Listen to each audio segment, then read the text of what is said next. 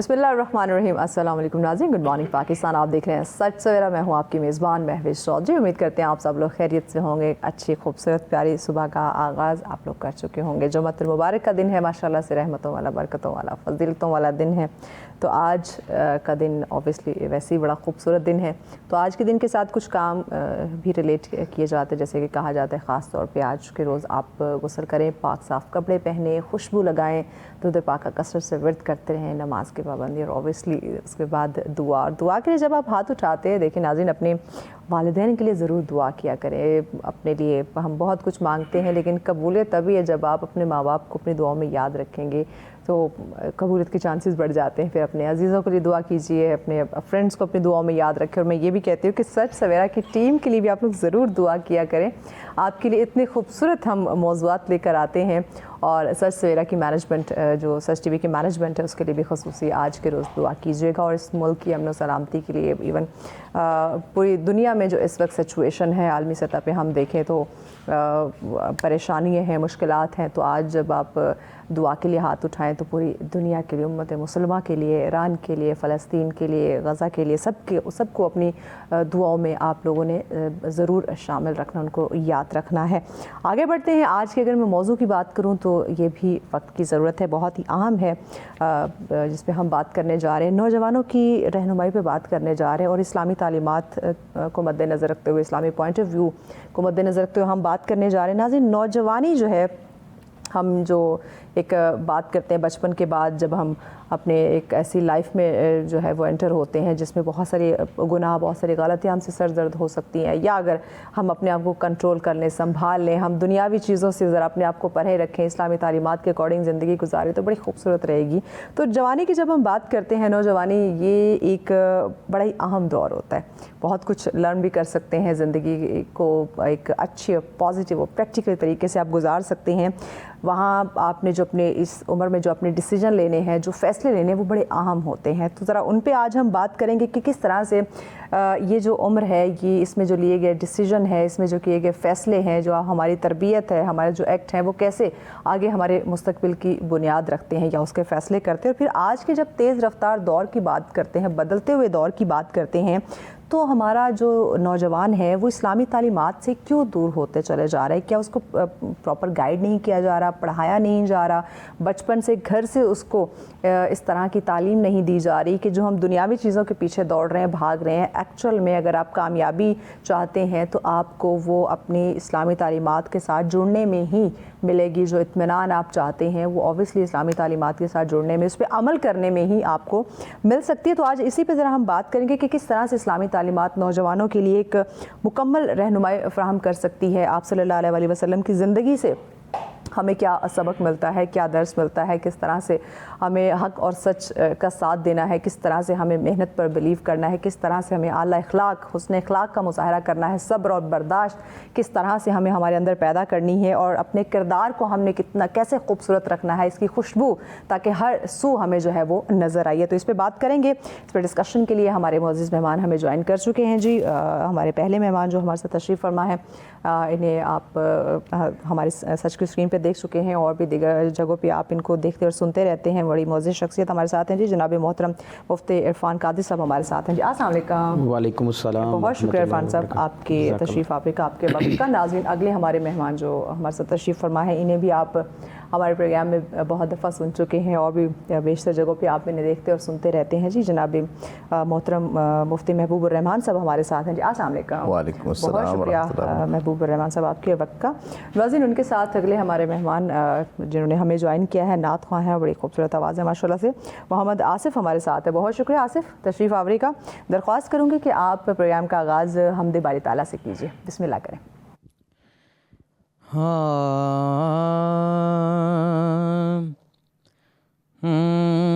किससे मांगे कहाँ जाए, किससे कहें, किससे मांगे कहाँ जाए, किससे कहें, और दुनिया में हाजत रवा कौन है। سب کا داتا ہے تو، سب کو دیتا ہے تو، سب کا داتا ہے تو، سب کو دیتا ہے تو، تیرے بندوں کا تیرے سوا کون ہے، تیرے بندوں کا تیرے سوا کون ہے، کون مقبول ہے کون مردود ہے، بے خبر کیا خبر تجھ کو کیا کون ہے، جب تو لیں گے عمل سب کے میزان پر، جب تو لیں گے عمل سب کے میزان پر، تب کھولے گا کہ کھوٹا کھرا کون ہے، سب کا داتا ہے تو، سب کو دیتا ہے تو، تیرے بندوں کا تیرے سوا کون ہے، تیرے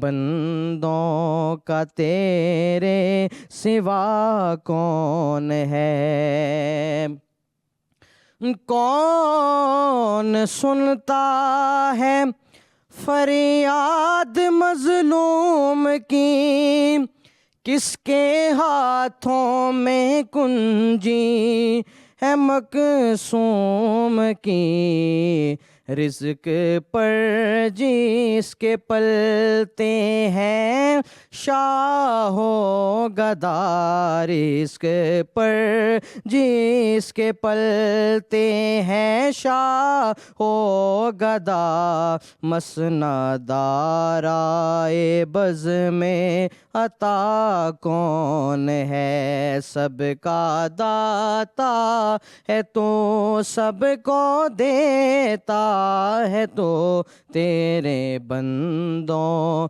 کا تیرے سوا کون ہے، انبیاء اولیاء اہل بیت نبی، تابعین و صحابہ پہ جب آ بنی، گر کے سجدے میں سب نے یہی عرض کی، گر کے سجدے میں سب نے یہی عرض کی، تو نہیں ہے تو مشکل کشا کون ہے، سب کا داتا ہے تو، سب کو دیتا ہے تو، تیرے بندوں کا تیرے سوا کون ہے،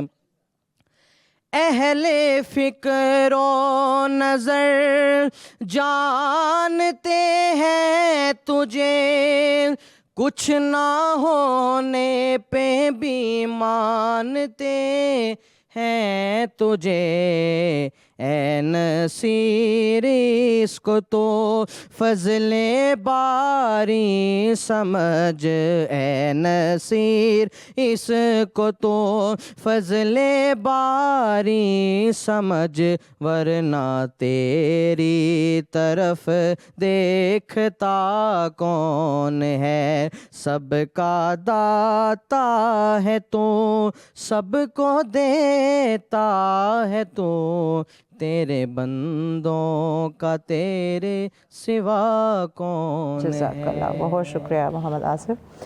ناظرین، آج کا ٹاپک نوجوانوں کی رہنمائی پہ بات کرنے جا رہے ہیں، اسلامی تعلیمات کو مد نظر رکھتے ہوئے قرآن و سنت کی روشنی میں بات کرنے جا رہے ہیں۔ مہمان ہمارے ساتھ موجود ہیں جی، جناب محترم مفتی عرفان صاحب، آپ ہی سے آغاز کرتے ہیں، بسم اللہ کیجیے اور بتائیے کہ کس طرح سے اسلامی تعلیمات نوجوان کی زندگی کو ایک ڈائریکشن، ایک سمت، ایک رہنمائی فراہم کرتی ہے۔ الحمدللہ الذی لم یزل عالما حیا قیوما سمیعا بصیرا، वस्सलातु वस्सलामु अला रसूलिहिल करीम व अला आलिहि व सहबिहि अजमाइन अम्मा बादु फ़अऊज़ु बिल्लाहि समीइल अलीम मिनश शैतानिर रजीम बिस्मिल्लाहिर रहमानिर रहीम लक़द कान लकुम फ़ी रसूलिल्लाहि उस्वतुन हसना अस्सलातु वस्सलामु अलैका या सय्यदी या रसूलल्लाह अस्सलातु वस्सलामु अलैका या सय्यदी या हबीबल्लाह व अला आलिका व सहबिका या सय्यदी या नूरल्लाह। गुफ्तगू से कबल एक मरतबा फिर सिस्टर आपका और पूरी सच टीम का शुक्रगुजार हूँ कि आपने एक मरतबा फिर एक खूबसूरत उन्वान के साथ, और सच टीवी हमेशा सच के रास्ते पे गामजन है अल्हम्दुलिल्लाह। तो अल्लाह करीम आपको इस पर इस्तकामत अता फरमाए, पूरी टीम के इल्म उम्र में बरकतें अता फरमाए। आमीन आमीन। खूबसूरत आज के इस माशरे के अंदर जिस टॉपिक को आप आज डिस्कस कर रहे हैं, बुनियाद जो है ये नौजवान की इस्लाह जो है वो हमारे लिए ज़रूरी है।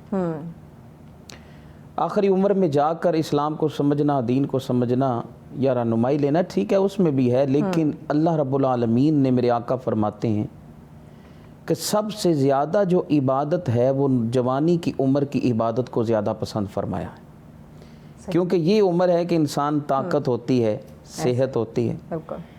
तो इंसान की जो है वो रास्ते से भटक जाने के बहुत सारे जो है वो रास्ते मौजूद होते हैं, उसके साथ कहीं ना कहीं उसके साथ मौके मौजूद होते हैं, दुनिया की रंगीनी में खो सकते हैं। उम्र भी ऐसी होती है, लेकिन दीन से रहनुमाई और इस्लाम से रहनुमाई हासिल करने के लिए जी, देखिए सबसे बुनियादी बात ये है कि तमाम मज़ाहिब में देखा जाए तो सबसे प्यारा जो हमारा दीन इस्लाम है। मेरे आका अलैहिस्सलातु वस्सलाम 40 साल की उम्र में आपने ऐलान नबूवत फरमाया, लेकिन 40 साल तक आपने लोगों की तरबियत की। 40 साल तक बंदा जवान ही होता है, ऐसे ही। लेकिन आपने लोगों के दिलों में जगह कैसे बनाई, उसकी जगह बनाई आपने बुनियाद जो रखी है कि इंसान अपने अखलाक से, अपने किरदार से, सोहबत और निस्बत की वजह से उसकी जो है वो रहनुमाई की जा सकती है। अब लोग, मेरे आका अलैहिस्सलातु वस्सलाम ने जब ऐलान नबूवत से कबल लोग उनको क्या जानते थे कि ये एक कुरैश के जो है वो कबीले से ताल्लुक़ रखने वाला एक शख्स है। फरमाया नाम इसका मोहम्मद है सल्लल्लाहु अलैहि व बारिक। आपकी ज़ात को देखा जाए तो किसी को मालूम नहीं ये अल्लाह का नबी है, बिल्कुल ऐसे, लेकिन मेरे आका ने अपने अखलाक से, अपने किरदार से, अपने अमल से लोगों के दिलों में जगह बनाई। तो फिर वो जवानों के अंदर, फिर अपने इर्द गिर्द जवानों को लिया। क्यों? क्योंकि जवानी की उम्र के अंदर अगर जंग में देखा जाए तो ताकत की ज़रूरत पड़ती है, बिल्कुल ऐसे, समझ बूझ की है उसके लिए। तो सबसे बुनियादी चीज़ पर मेरे आका अलैहिस्सलातु वस्सलाम ने जो काम किया जी। फिर उम्र भी आपकी ऐसी है, आप बुजुर्गी में जाकर नहीं, लेकिन ये है कि आपने अपने किरदार, अपने अखलाक से लोगों के दिलों में जगह बनाकर बेस बनाई।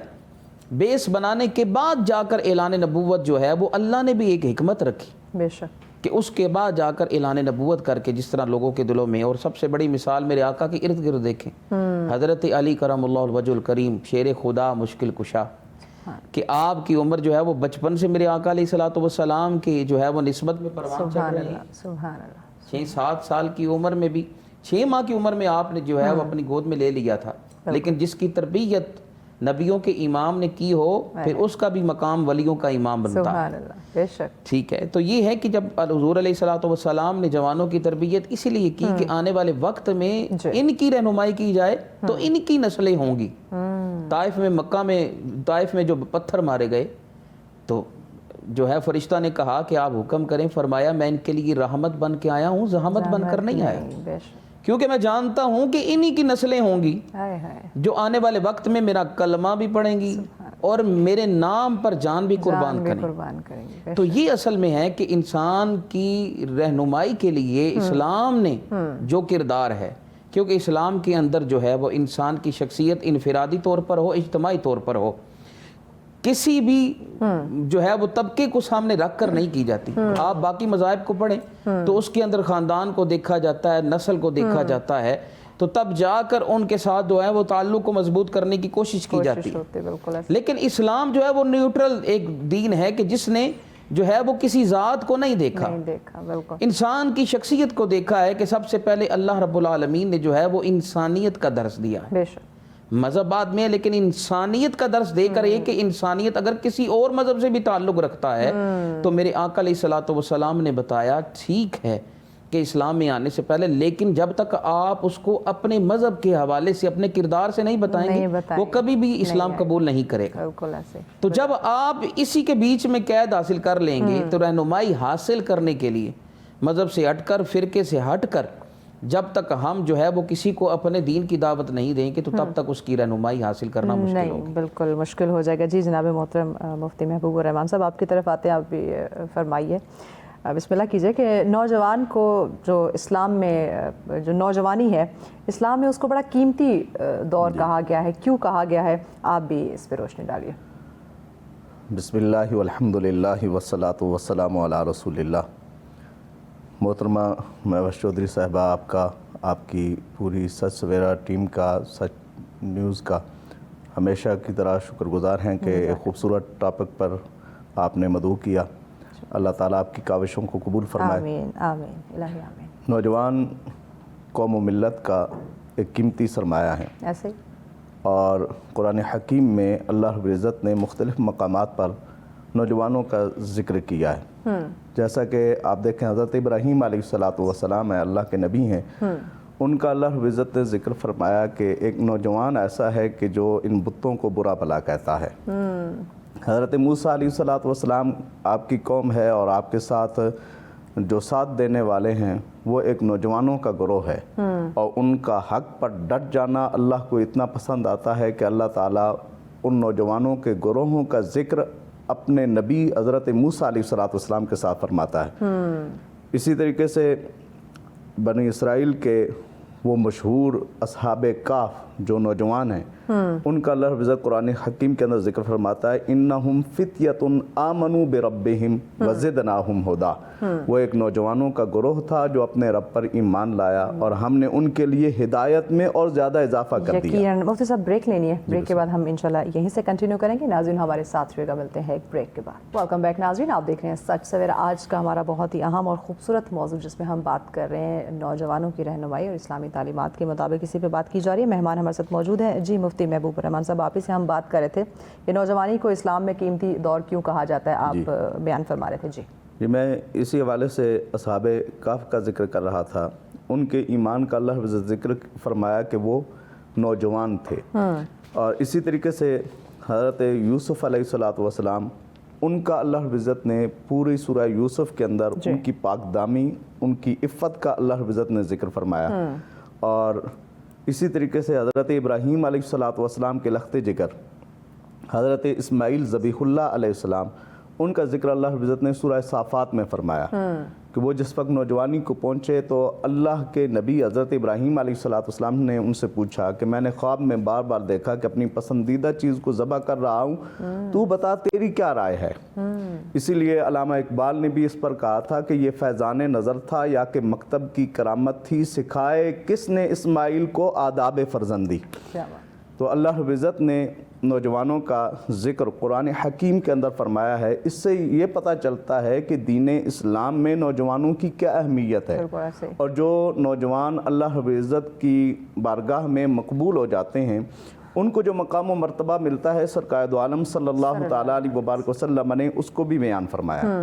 اسی طریقے سے آپ دیکھیں نبی پاک صلی اللہ تعالیٰ علیہ وبارک وسلم کی بارگاہ ناز میں جو صحابہ آ کر ایمان لاتے، نوجوانوں کو نبی پاک صلی اللہ تعالیٰ علیہ وبارک وسلم باقاعدہ طور پر نصیحت فرمایا کرتے تھے، یہاں تک کہ حضور علیہ الصلوۃ والسلام نے فرمایا جو نوجوان ہوتا ہے شاب نشأ فی عبادت اللہ، ایسا نوجوان جو اللہ کی عبادت میں لگا رہے، قیامت والے دن اللہ تعالیٰ اسے اپنے سایہ رحمت میں جگہ عطا فرمائے گا، اسے اپنے عرش کے سائے میں جگہ نصیب فرمائے گا۔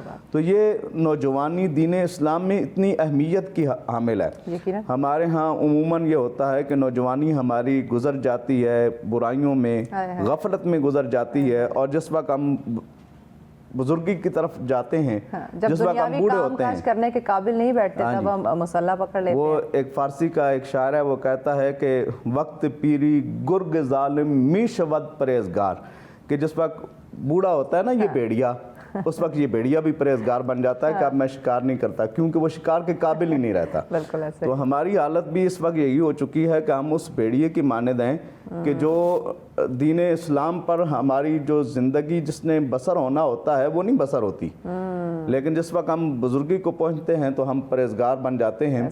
और ये दुनिया जो है ये आनी फानी है, ये दुनिया आनी जानी देखी, हर चीज़ यहाँ की फानी देखी, जो आके ना जाए वो बुढ़ापा देखा। जब ये बुढ़ापा आता है तो फिर ये पलटता नहीं है। जो आके ना जाए वो बुढ़ापा देखा, और जो जाके ना आए वो जवानी देखी। जो जाके नहीं आती वो जवानी होती है। और नबी पाक सल्लल्लाहु ताला अलैहि वसल्लम का फरमान आलिशान है, अफ़क़हुन्नास बिरसूलिल्लाह का लक़ब पाने वाली शख्सियत हज़रत अब्दुल्लाह इब्न मसूद रज़ी अल्लाह ताला अन्हु। आपसे ये हदीस मुबारक है, वो हज़रत अब्दुल्लाह इब्न मसूद रज़ी अल्लाह ताला अन्हु जिन्होंने कूफा में दीन इस्लाम की तरवीज की, और मौला हैदर कर्रार अली मुर्तज़ा शेर खुदा करमल्लाहु वजहुल करीम जब आप जलवागर हुए तो आपने ये फरमाया कि अल्लाह अब्दुल्लाह इब्न मसूद की कब्र को रोशन और मुनव्वर फरमाए, उन्होंने कूफा को इल्म की अमाजगाह बना दिया है। ये वो हज़रत अब्दुल्लाह इब्न मसूद रज़ी अल्लाह ताला अन्हु हैं। आप नबी पाक सल्लल्लाहु ताला अलैहि वसल्लम का फरमाने आलिशान नकल करते हैं, फरमाते हैं आका अलैहिस्सलाम ने इरशाद फरमाया, क़यामत वाले दिन 5 चीज़ों के बारे में सवाल किया जाएगा, और उनमें से एक ये है कि पूछा जाएगा तूने जवानी कहाँ गुजारी है। तो ये हमसे सवाल होना है क़यामत वाले दिन। तो दीन इस्लाम में नौजवानी की, जो नौजवान होता है उसकी बड़ी अहमियत है। नबी पाक सल्लल्लाहु ताला अलैहि वसल्लम की बारगाह नाज में जो इल्म हासिल करने वाले सहाबा थे जिनको असहाबे सुफ़ा कहा जाता था, घर वाले ये समझते थे वो मस्जिद में हैं, और मस्जिद में वो ये समझते थे कि वो घर को चले गए। लेकिन उनका मामूल ये होता था कि नबी पाक सल्लल्लाहु ताला अलैहि वसल्लम की बारगाह नाज में हाजिर होते, हुज़ूर अलैहिस्सलाम से कुरान समझते, नबी पाक सल्लल्लाहु ताला अलैहि वसल्लम के फरामीन आलिशान सुनते, हुज़ूर की दुआएं लेते, और फिर अलग थलग होके जो उन्हें सबक मिला होता था उसको याद करते, और फिर नबी पाक सल्लल्लाहु ताला अलैहि वसल्लम की बारगाह नाज में हाजिर होने से पहले वो पहाड़ की तरफ जाते, वहाँ से लकड़ियाँ इकट्ठियाँ करते, और लकड़ियाँ उठा के हुज़ूर अलैहिस्सलाम के हुजरा मुबारक के पास आकर रख देते कि आका अलैहिस्सलाम के घर वालों को ये ज़रूरत पड़ती होंगी।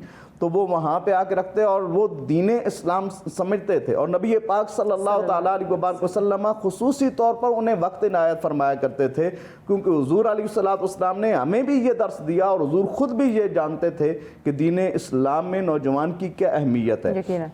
तो हुज़ूर अलैहिस्सलाम ने बाकायदा तौर पर हज़रत अब्दुल्लाह इब्न मसूद हज़रत अब्दुल्लाह इब्न अब्बास रज़ी अल्लाह ताला अन्हु, हुज़ूर अलैहिस्सलाम के चचाजाद भाई हैं, नबी पाक सल्लल्लाहु ताला अलैहि वसल्लम ने हज़रत अब्दुल्लाह इब्न अब्बास रज़ी अल्लाह ताला अन्हु उनको फरमाया कि ए ग़ुलाम इहफ़ज़िल्लाह, अल्लाह की हिफाजत कर। क्या मतलब कि तू अल्लाह के साथ अपनी लौ लगाए रख, अल्लाह को याद करता रहे, उठते बैठते रब को याद किया कर। नमी गोयम के अज आलम जुदाबाश, मैं तुम्हें ये नहीं कहता दुनिया से अलग हो जाओ, बाहर जाए कि बाशी बखुदाबाश, हाँ ये ज़रूर कहता हूँ जहाँ रहो अल्लाह अल्लाह करते रहो, अल्लाह की हिफाजत करो।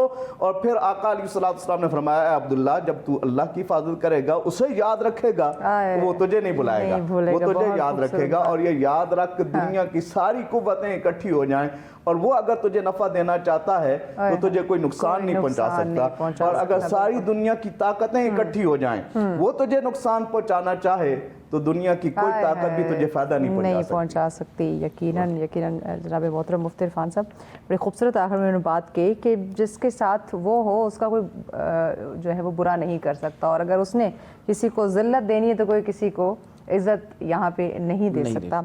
और इस वक्त नौजवान जो है वो यही चाहता है कि उसे एक मकाम, एक बुलंद मर्तबा, जो शान व शौकत, जो कामयाबी उसको चाहिए वो उसे मिले, और वो चाहता है लोगों से, दुनिया से वो चाहता है। जिसने ये तमाम चीज़ें उसको देनी है उससे वो परे है, दूर है। इस्लामी तालीमात से आज हमारा नौजवान क्यों दूर है? क्योंकि अगर वो इस्लामी तालीमात की तरफ होता, जो अभी मोहतरम ने बात फरमाई है, अगर ये उन्हें मालूम होती तो ऑब्वियसली वो दुनिया के पीछे ना भागते, दुनियादारी के पीछे ना भागते, वो उस पाकज़ात की तरफ रुजू करते जिसने ये सारी चीज़ें देनी है। तो क्यों हमारा आज का नौजवान इस्लामी तालीमात से दूर है? देखिए, इसकी कुछ वजूहात हैं कि इंसान जो है वो नौजवान का दीन से दूरी, बेमकसद की मसरूफियत, ऐसे ये जो स्क्रॉलिंग हमारे पास है, ठीक है, घंटों बैठे रहने और बस स्क्रॉल करना, बेमकसद मसरूफियत। दूसरी वजह ख़राब सोबत, صحبت کا بڑا اثر ہوتا ہے انسان کی زندگی میں. یقیناً. تیسرا کم علمی. اور چوتھی بات یہ ہے کہ دین کی بات کو بوجھ سمجھنا اور حقیر سمجھنا.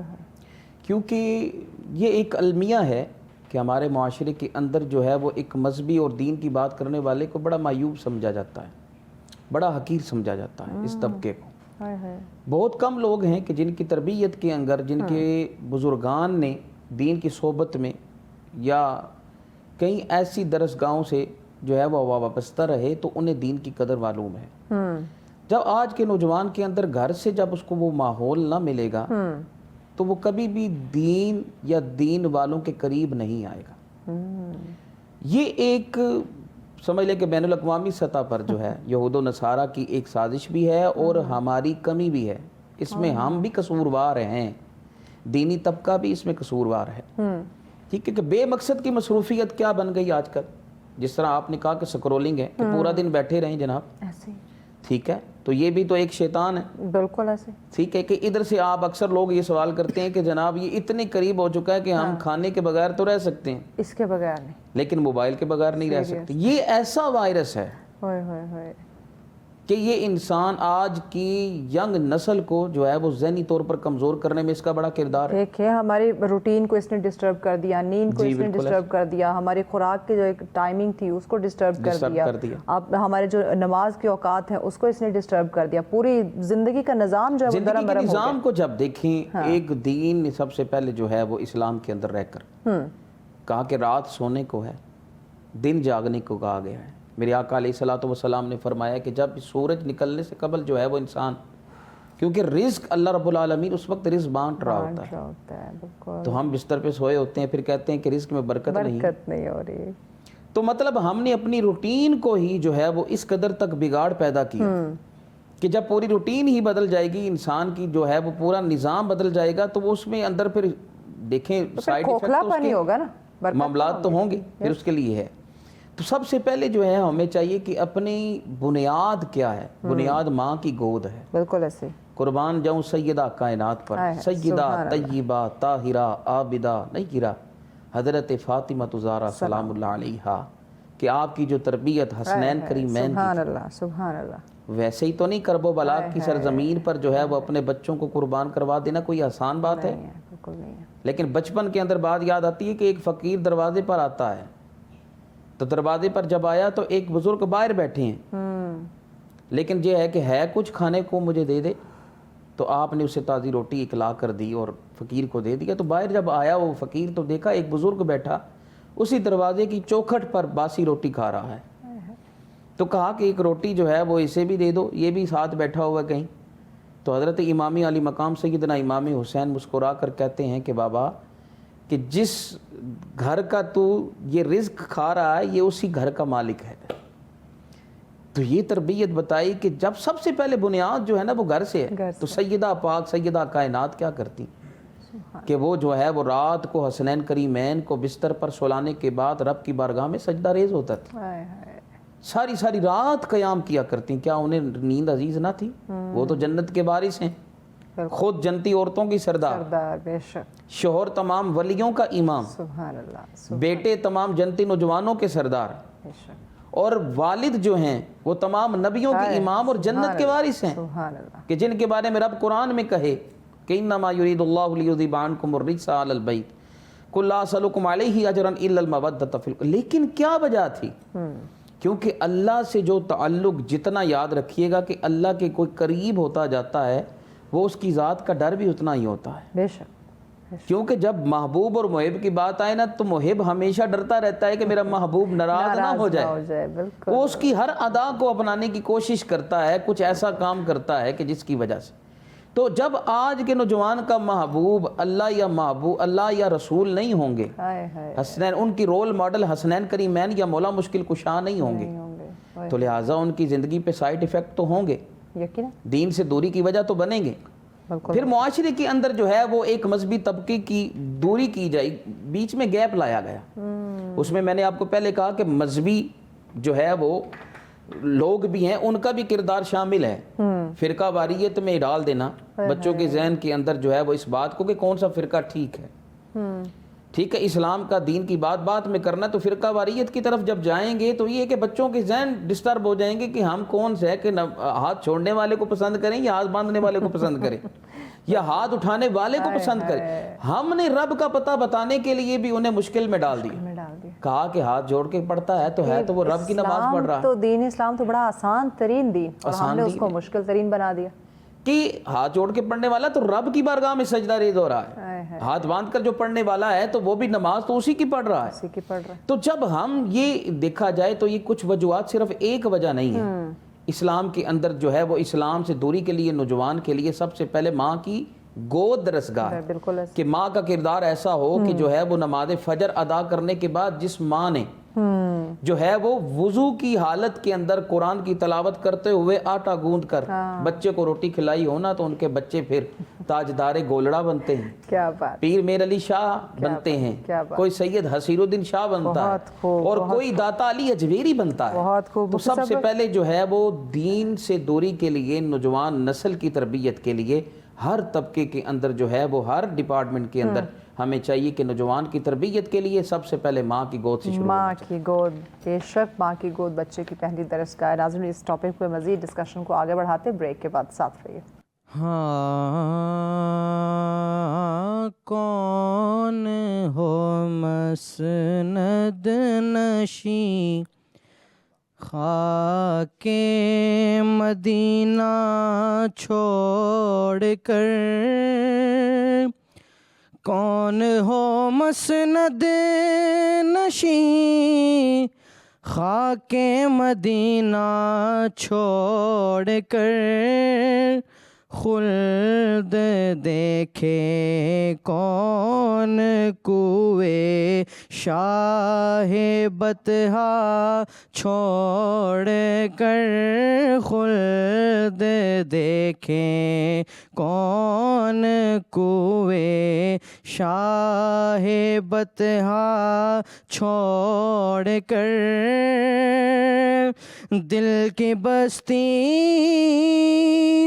اور ارمانوں کی دنیا چھوڑ کر، دل کی بستی اور ارمانوں کی دنیا چھوڑ کر، ہائے کیوں لوٹے تھے ہم شہر مدینہ چھوڑ کر، ہائے کیوں لوٹے تھے ہم شہر مدینہ چھوڑ کر، مصطفیٰ جنت میں جائیں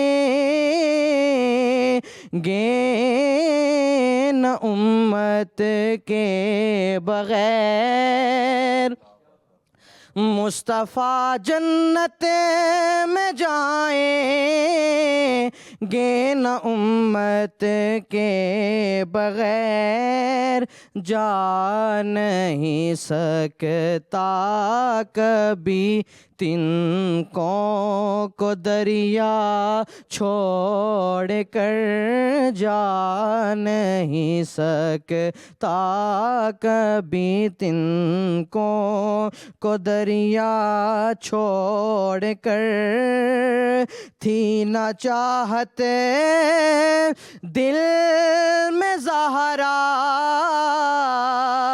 کہ دلاروں کی اگر، تھی نہ چاہت دل میں زہرا کہ دلاروں کی اگر، کیوں اترتے تھے نبی ممبر سے خطبہ چھوڑ کر، کیوں نبی اترتے تھے ممبر سے خطبہ چھوڑ کر، وہ ازل سے میرے آقا میں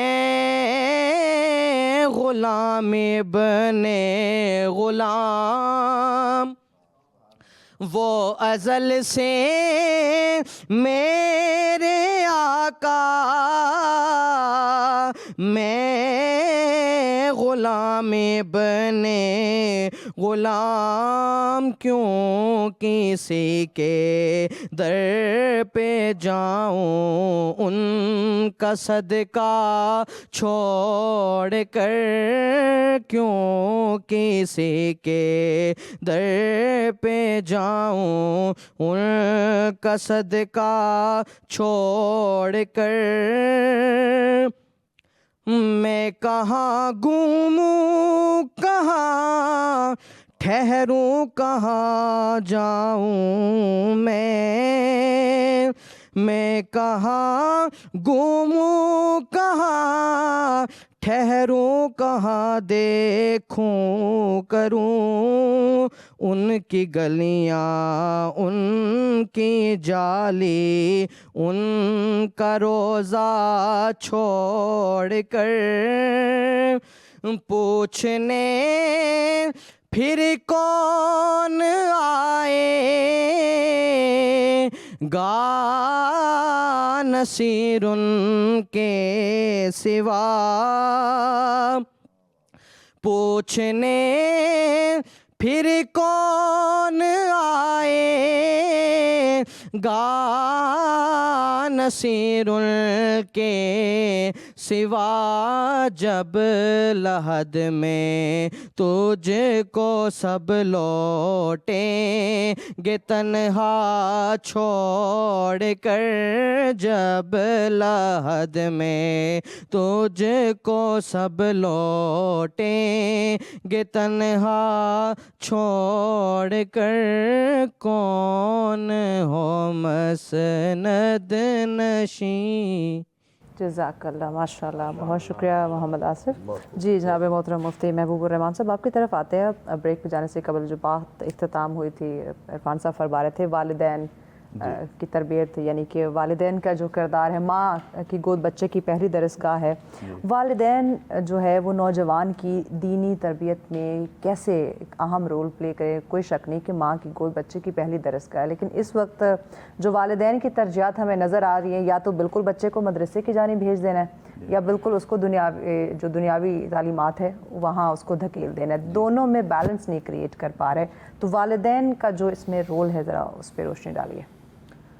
میں اس حوالے سے سب سے پہلے یہ عرض کروں گا کہ کسی بھی جگہ پر جب کسی کو کوئی رول دیا جاتا ہے تو اس میں جو اہتمام کیا جاتا ہے وہ مقننہ کی جانب سے، حکومت کی جانب سے ہوتا ہے۔ ہمارے جتنے بھی ادارے ہیں ان میں دین اسلام کی جو تعلیم ہے وہ صرف کلموں کے حد تک ہم نے بچوں کو کلمے پڑھانے ہیں اور زیادہ سے زیادہ ان کو نماز سکھا دینی ہے، پھر جنازے تک نہیں پہنچتے۔ عموماً ہم دیکھتے ہیں جنازوں میں کھڑے ہوئے صفوں میں نوجوان، ان کو جنازہ پڑھنے کا طریقہ تک نہیں آتا ہوتا، تو یہ ہماری بربادی کی انتہا ہے۔ تو سب سے پہلی چیز یہ ہے کہ جو ہمارا جتنے بھی بورڈز وغیرہ ہیں وہ جس وقت اپنا نصاب جس وقت مرتب کرتے ہیں اس میں کم از کم اتنا تو ہونا چاہیے جس میں اخلاقی پہلو کو رکھا جائے اور دین اسلام کی جو ضروریات ہیں ان کو لازماً اپنے نصاب کے اندر شامل کیا جائے، کیونکہ اکثریت اس وقت ہم دیکھتے ہیں اسکول، کالج، یونیورسٹی کی جانب زیادہ تر رجحانات ہیں۔ اس کی وجہ بھی یہ ہے کہ دینی تعلیم کی جانب اس وجہ سے بھی ہم نہیں جاتے کہ مساجد میں، مدارس میں رہنے والے ان کی جو سیلریاں ہیں وہ کم ہوتی ہیں، تو ہم یہ چاہتے ہیں کہ ہمارے بچے انجینئر بن جائیں، ڈاکٹر بن جائیں، ٹھیک ہے ضرور بنائیں، ہم یہ نہیں کہتے کہ دنیا سے الگ ہوں، لیکن انہیں اتنا تو دین سکھائیں کہ کم از کم آپ کو دنیا سے جانے کے بعد وہ آپ کو یاد تو رکھ سکیں، آپ کو قبر میں اتارنے کا انہیں طریقہ تو آتا ہو، آپ کی جنازہ تو وہ پڑھ سکیں۔ تو والدین کے ذمہ یہ ہے کہ ان کو ایسے اسکول، ایسے کالج، ایسے یونیورسٹی کا انتخاب کریں جہاں پہ بچوں کی تربیت کا صحیح اہتمام ہو سکے۔ ایک والد جو ہے وہ اپنے بچے کو خود پڑھاتا ہے، پڑھانے کے بعد اس کو کہتا ہے کہ بیٹا میں نے تیری خوب جو ہے نا جس طریقے سے پڑھانے کا حق تھا وہ میں نے ادا کیا، اچانک وہ بیمار پڑتا ہے تو والد اس کے سرانے کھڑا ہوتا ہے اور وہ ساری اپنی جو اس کے ساتھ اس نے محنت کی ہوتی ہے اس کو وہ گن رہا ہوتا ہے. کہتا بیٹا تو جس وقت چلنے کے قابل ہوا تو بہترین سکول کے اندر میں نے تجھے چھوڑا تاکہ تو صحیح طریقے سے تعلیم حاصل کر سکے. بیٹا جس وقت تیرے آنے جانے کا بندوبست کرنے کی باری آئی تو میں نے گاڑی لے کر دی تاکہ تو آسانی کے ساتھ سکول جائے بھی واپس آئے بھی. پھر کالج کی باری آئی تو بہترین کالج کا میں نے انتخاب کیا, یہاں تک کہ میں نے تجھے سب سے بہترین یونیورسٹی کے اندر میں نے تجھے پڑھایا. مجھ سے جو ہو سکتا تھا میں نے تیرے ساتھ کیا ہے. اب تو ڈاکٹر بھی بتا رہے ہیں تیرا بچنا اب ناممکن ہے, تو دنیا سے جا رہا ہے. تو اس وقت وہ نوجوان آگے سے کہتا ہے بابا جان آپ نے دنیا کی ساری علائشیں مجھے دی ہیں, اس میں کوئی شک نہیں کہ بہترین سکول, بہترین کالج, بہترین یونیورسٹی کا آپ نے انتخاب کیا اور آنے جانے کے لیے بھی آپ نے بندوبست کیا, مجھے کوئی تکلیف نہیں ہوئی. لیکن بابا جان ایک شکایت آپ سے ہے, ابھی میں جس گھر کی جانب جا رہا ہوں قبر, وہاں پہ میں نے ہمیشہ رہنا ہے, جاگنا ہے جاگ لے افلاک کے سائے تلے, پھر حشر تک سونا پڑے گا خاک کے سائے تلے. اب حشر تک جہاں میں نے سونا ہے اور پھر وہاں سے اٹھ کر جہاں حساب کتاب دینے کے لیے جانا ہے, یہ جو آخری زندگی ہے, اخروی زندگی ہے, اس کے لیے آپ نے مجھے ایک لفظ تک نہیں پڑھایا, کوئی تیاری نہیں کروائی, کوئی آپ نے مجھے تیاری نہیں کروائی. تو اس میں والدین کی بھی بڑی اہمیت ہے. تو سب سے پہلی جو میں عرض کر رہا تھا کہ پہلی چیز تو یہ ہے کہ ہمارے بورڈ جو ہیں ان کو اپنے نصاب کے اندر ایسی چیزیں شامل کرنی چاہیے, اور پھر اس کے بعد والدین جو ہیں انہیں یہ دیکھنا چاہیے کہ ہم جس وقت اپنے بچوں کو دنیاوی تعلیم دے رہے ہیں تو ساتھ ساتھ ہم نے ان کو دین کتنا سکھایا ہے. تو والدین کے ذمہ یہ بنتا ہے کہ وہ اپنی اولاد کی تعلیم کے حوالے سے اور ان کی تربیت کے حوالے سے خصوصی توجہ کریں. نبی پاک صلی اللہ تعالیٰ علیہ وبارک وسلم امام حسن مجتبیٰ علیہ السلام آپ کو جس وقت تربیت سکھاتے ہیں تو آپ کے ساتھ امام حسن مجتبیٰ جلوہ گر ہیں, کھجوریں پڑی ہوئی ہیں صدقہ کی. امام حسن مجتبیٰ اٹھاتے ہیں, منہ میں ڈالتے ہیں تو آقا علیہ السلام اس سے نکال کر کہتے ہیں کہ ہمارے اوپر یہ صدقہ حرام ہے. نبی پاک صلی اللہ تعالیٰ علیہ وبارک وسلم نے خود تربیت کر کے دکھایا. سیدہ کائنات ام الحسنین بنت رسول سیدہ فاطمہ الزہرا بطول سلام اللہ تعالیٰ علیہ بحیثیت بیٹی نبی پاک صلی اللہ تعالیٰ علیہ وبارک وسلم نے ان کی جو تربیت فرمائی. حضور علیہ السلام مکہ سے ہجرت کر کے مدینہ المنورہ میں جلوہ گر ہوئے تو ازواج مطہرات کی ڈیوٹی لگائی کہ آپ ان کی تربیت کیجئے, آپ انہیں ادب سکھائیں. تو حضور کے ازواج مطہرات قسم اٹھا کر کہتی ہیں کہ ہم سب سے زیادہ مؤدبہ یعنی ادب جاننے والی اور ادب کرنے والی وہ کوئی اور نہیں, وہ فاطمہ الزہرا سلام اللہ تعالیٰ علیہ.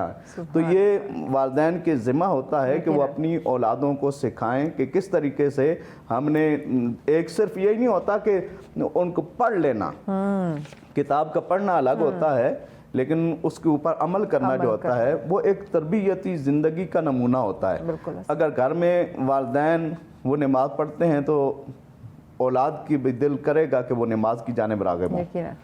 اگر والدین گھر میں تلاوت کلام پاک کرتے ہیں تو اولاد کا بھی دل کرے گا کہ ہم بھی تلاوت کلام پاک کریں. اگر گھر میں والدین کی توجہ ہی نہیں ہے, وہ اگر کہتی بھی رہیں بیٹا جاؤ نماز پڑھنے کے لیے, تو اولاد کیا کہے گی؟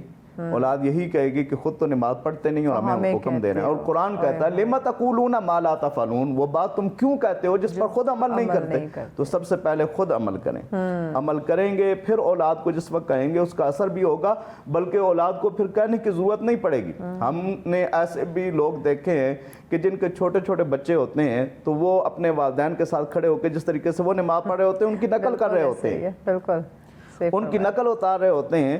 اور یہ اس وجہ سے کہ والدین خود نمازیں پڑھتے ہیں اور بچوں کا دل خود بخود اس جانب راغب ہو جاتا ہے. اور اگر والدین ہی اپنی زندگی غفلت میں بسر کر رہے ہوں تو ان کے ذہنوں میں بھی یہی بات آئے گی کہ جس طریقے سے ہمارے بڑوں نے, ہمارے بزرگوں نے جس طریقے سے زندگی بسر کی ہے, ہم نے بھی اسی طریقے سے اپنی زندگی کو بسر کرنا ہے. تو نبی پاک صلی اللہ تعالیٰ علیہ وبارک وسلم نے نبی اپنے صحابہ کو اور حضور علیہ السلام نے اپنی اہل بیت اطہار کو جس طریقے سے تبلیغ فرمائی, اسی طریقے سے ہمیں بھی اپنی اولادوں کو دین اسلام کی جانب راغب کرنے کے لیے انہیں سکھانا بھی پڑے گا. جب ہم انہیں کچھ سکھائیں گے تو پھر وہ دین اسلام کی جانب راغب ہوں گے. لیکن اس میں سب سے پہلی چیز جو ہے ہمارا خود اپنا عمل کرنا ہے. علامہ اقبال نے کیا کہا تھا؟ عمل سے زندگی بنتی ہے برزخ بھی جہنم بھی. یہ ساقی اپنی فطرت میں نہ نوری ہے نہ ناری ہے. تو اپنی فطرت میں یہ نہ نوری بنتی ہے نہ ناری بنتی ہے. نیک عمل کریں گے تو پتہ چلے گا. شروع میں آصف صاحب ایک منقبت پڑھ رہے تھے حضور سیدی نصیر ملت پیر سید نصیر الدین نصیر گیلانی علیہ رحمہ. آپ فرماتے ہیں کہ یہ تو قیامت والے دن سب کے سامنے عیاں ہو جانا ہے. کون مقبول ہے کون مردود ہے، بے خبر کیا خبر تجھ کو کیا کون ہے. جب تلیں گے عمل سب کے میزان پر تب کھلے گا کہ کھوٹا کھرا کون ہے. تو اس قیامت والے دن کے لیے عمل کا بجا لانا، نیک عمال کرنا، یہ ہماری زندگی کا حصہ ہے. اور خصوصاً جو ہمارے ماتحت ہیں ان کی ہمیں ہمیشہ کے لیے تربیت کرنا. حضرت زید رضی اللہ تعالیٰ عنہ کو دیکھیں، نبی پاک صلی اللہ تعالیٰ علیہ وسلم کی بارگاہ ناز میں تھے تو آقا علیہ السلام نے ان کی تربیت فرماتے ہیں حضور علیہ السلام نے مجھے یہاں تک سکھایا کہ بیٹا کھانے کا طریقہ کیا ہے. حضور نے بتایا کہ کھاؤ تو بسم اللہ پڑھ کے شروع کرو، دائیں ہاتھ سے کھاؤ اور اس جگہ سے کھاؤ جو تمہارے سامنے ہے. تو حضور علیہ السلام نے ان کی بھی تربیت فرمائی. حضرت انس فرماتے ہیں جن کا لقب ہے صاحب النالین والوسادۃ رسول اللہ، حضور کے تقیہ اور حضور کے نالین مبارک اٹھانے والی شخصیت. حضرت انس فرماتے ہیں میں 10 سال حضور کی خدمت کرتا رہا، حضور نے کبھی مجھے اف تک نہیں کہا. میں بھٹک بھی جاتا تھا حضور پھر مجھے سیدھا راہ دکھا دیتے. سبحان اللہ سبحان اللہ. ناظرین بہت ہی خوبصورت ماشاءاللہ سے گفتگو کا سلسلہ جاری ہے. اسلامی تعلیمات کے مطابق کس طرح سے اپنے بچوں کے اپنے نوجوانوں کی رہنمائی کی جا سکتی ہے، اس پہ مزید ڈسکشن کو آگے بڑھاتے ہیں بریک کے بعد. ساتھ ویلکم بیک ناظرین، آپ دیکھ رہے ہیں سچ سویرا. آج کا ہمارا ٹاپک جس پہ ڈسکشن ہو رہی ہے ہمارے نوجوانوں کی رہنمائی اسلامی تعلیمات کی روشنی میں. بڑی خوبصورتی کے ساتھ ہمارے مہمان جو ہیں وہ اس پہ روشنی ڈال رہے ہیں اور بتا رہے ہیں کہ کس طرح سے ہمیں ہمارے نوجوانوں کی بچوں کی جو ہے وہ تربیت کرنی چاہیے.